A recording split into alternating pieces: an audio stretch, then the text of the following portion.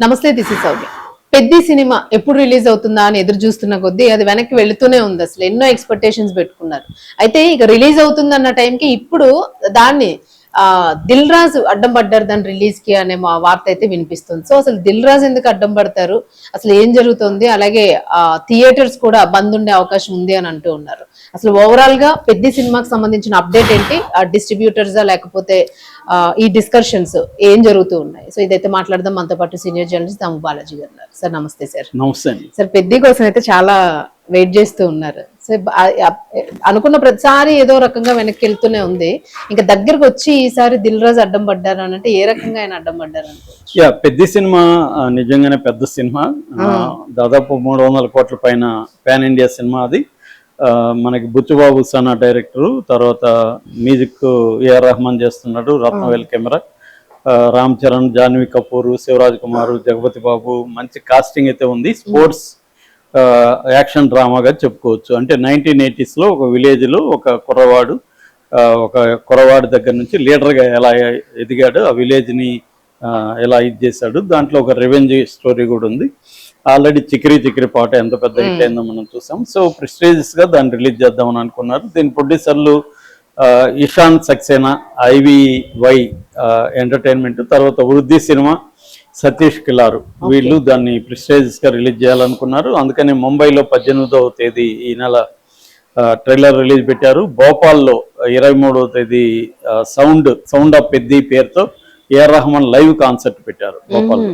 అలాగే వీళ్ళు దేశవ్యాప్తంగా కూడా దీన్ని ప్రమోట్ చేసి చేద్దామన్న ఆలోచనలో ఉన్నారు. చాలా పెద్దగానే చేస్తున్నారు. అంటే ఒక పుష్ప 2ని ఎలా చేస్తారో ఆ మోడల్లో వీళ్ళు కూడా చేస్తున్నారు. ఈ నేపథ్యంలో ఇక్కడ అదేదంటారు కదా, ఇంట గెలిచి రచ్చగెలవని, అలాగే ఇంట గెలవడం ఇప్పుడు వీళ్ళకి ఇబ్బంది అయింది. సో దిల్ రాజు దీన్ని అడ్డుకుంటున్నాడు.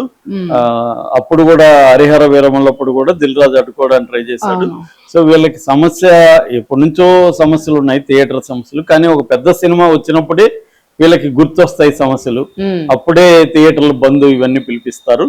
మామూలు అప్పుడు వీళ్ళు గట్టిగా డిమాండ్లు చేయరు అనే విమర్శలు వస్తున్నాయి. అసలు ఏంటి అంటే ఎగ్జిబిటర్ల సమస్య ఏంటి, ప్రొడ్యూసర్ల సమస్య ఏంటి, వాళ్ళిద్దరి మధ్య క్లాష్ ఏంటి, ఈ క్లాష్లో పెద్ది బలయ్యే అవకాశాలు ఉన్నాయా, దీని వెనక చాలామంది చెప్తున్నట్టు దిల్ రాజు ఒక కుట్ర పన్ని ఈ సినిమాని కిల్ చేయాలనుకుంటున్నాడా, ఈ విషయాల గురించి మనం మాట్లాడుకున్నాం. ముందుగా డిస్ట్రిబ్యూటర్లు ఫస్ట్ మీటింగ్ పెట్టారు కాబట్టి డిస్ట్రిబ్యూటర్ల పాయింట్ ఆఫ్ నుంచి వాళ్ళ సమస్య ఏంటి, అసలు దాంట్లో లాజిక్ ఉందా, వాళ్ళు జెన్యూన్ గానే అడుగుతున్నారా, వాళ్ళ సమస్యలు తీర్చాల్సిన అవసరం ఉందా లేదా అనేది ముందుగా మాట్లాడుకుందాం. దాని తర్వాత ప్రొడ్యూసర్ల పాయింట్ ఆఫ్ వ్యూ ఏంటి, ఈ మధ్యలో పెద్ద పరిస్థితి ఏంటి, ఇది మనం చెప్పుకోవాలి.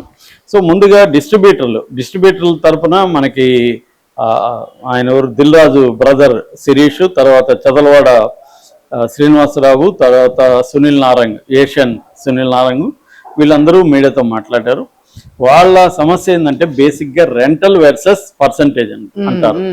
రెంటల్ పర్సంటేజ్ అంటే ఇప్పుడు ఒక సినిమా తయారైంది, ఈ సినిమాని డిస్ట్రిబ్యూటర్ తీసుకుంటాడు కొన్ని ఏరియాలకి, డిస్ట్రిబ్యూటర్ ఎగ్జిబిటర్లకు ఇస్తాడు. ఈ మూడు ఇంపార్టెంట్: ప్రొడ్యూసరు, డిస్ట్రిబ్యూటర్, ఎగ్జిబిటర్ అంటే థియేటర్లు, ఓనర్లు. సో ఇప్పుడు ఏమైందంటే ఎగ్జిబిటర్లు, ప్రొడ్యూసర్లు, డిస్ట్రిబ్యూటర్ ముగ్గురు ఒకరే కూడా ఉంటారు.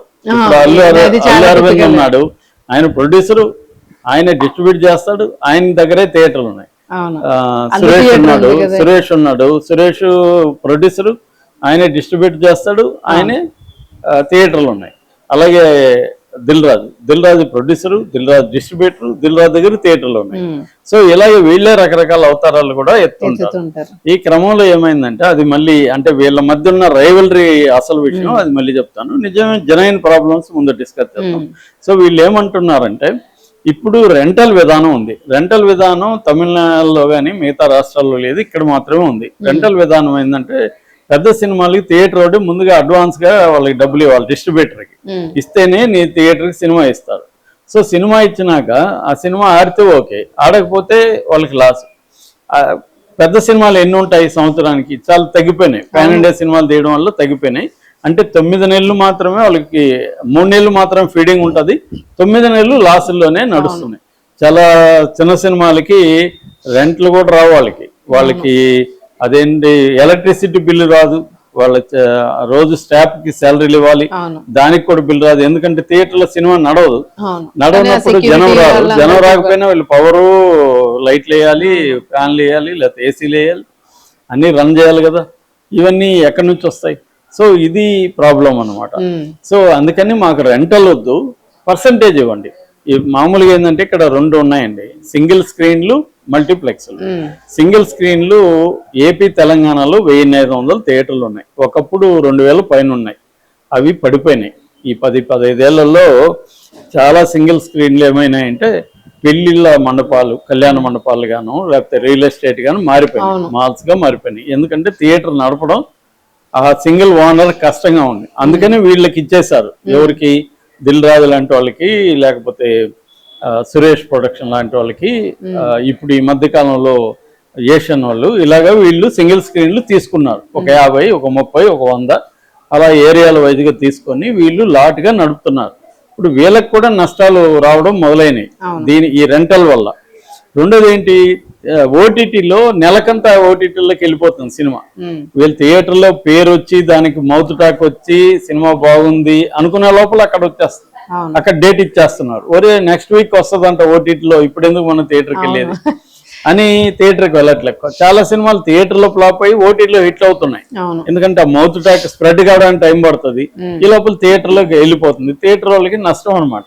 అందువల్ల వాళ్ళు ప్రధాన డిమాండ్లు ఏంటంటే, మీరు పర్సంటేజ్, మల్టీప్లెక్స్లు ఏమో పర్సంటేజ్ 50-50, అంటే ఎంత కలెక్షన్లు వస్తే, ఈ రోజు 1,00,000 వచ్చింది అనుకో, 50,000 థియేటర్కి, 50,000 డిస్ట్రిబ్యూటర్ కమ్ ప్రొడ్యూసర్కి.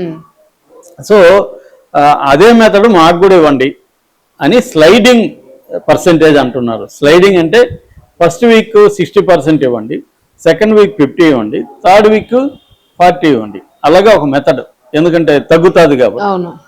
అలాగా స్లైడింగ్ పర్సంటేజ్ మాకు ఇస్తే మేము